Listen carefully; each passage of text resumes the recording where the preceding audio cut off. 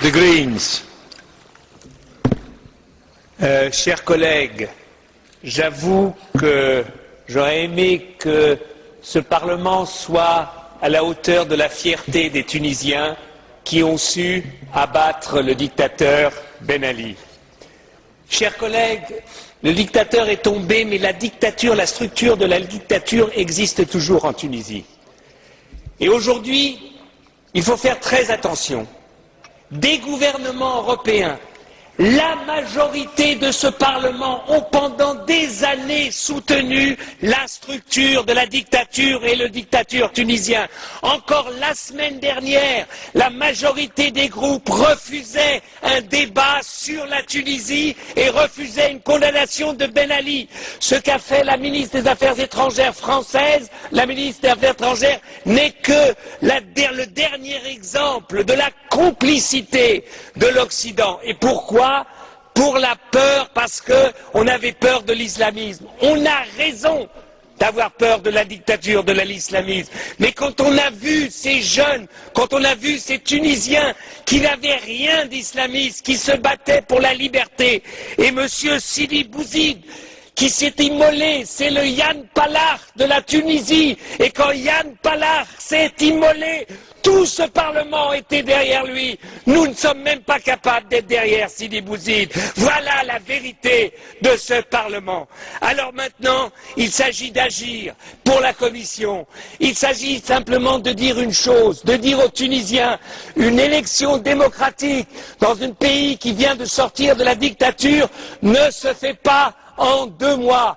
Il n'y a pas une base de démocratie. La liberté d'expression, les médias, les radios, la télévision n'existent pas. Il n'existe qu'une imprimerie d'État. C'est pour cela que je demande à la Commission qu'elle prenne l'argent de l'accord d'association et qu'elle mette cet argent au service de la liberté d'expression en Tunisie et non pas au service d'organisations gouvernementales tunisiennes.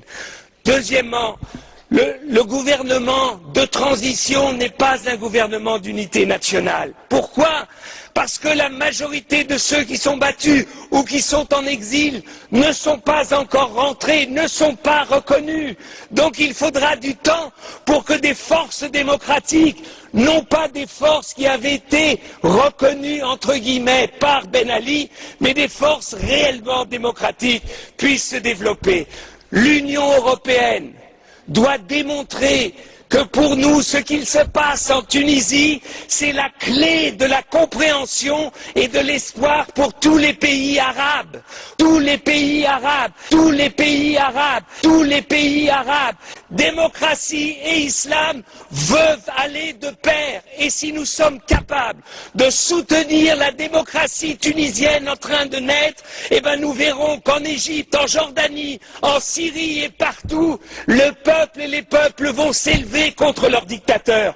Nous avons une responsabilité, nous tous ici, parce qu'enfin, des Tunisiens, donc une partie du monde arabe, nous montre que l'espoir de liberté qu'on a vu en 89 dans les pays de l'Est, ce même espoir est aujourd'hui en train de naître dans un pays comme la Tunisie, demain en Algérie, après-demain en Égypte ou en Jordanie.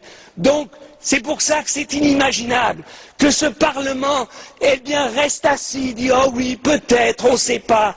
On ne savait pas en 89 ce qu'allait devenir la Pologne. On ne savait pas, avec Gorbatchev, ce qu'allait devenir la Russie. Si à chaque fois que les peuples demandent la liberté, on leur demande une assurance, qu'ils nous disent que c'est sûr que ça ira dans une direction, on ne soutiendra jamais la liberté. On ne la soutiendra jamais.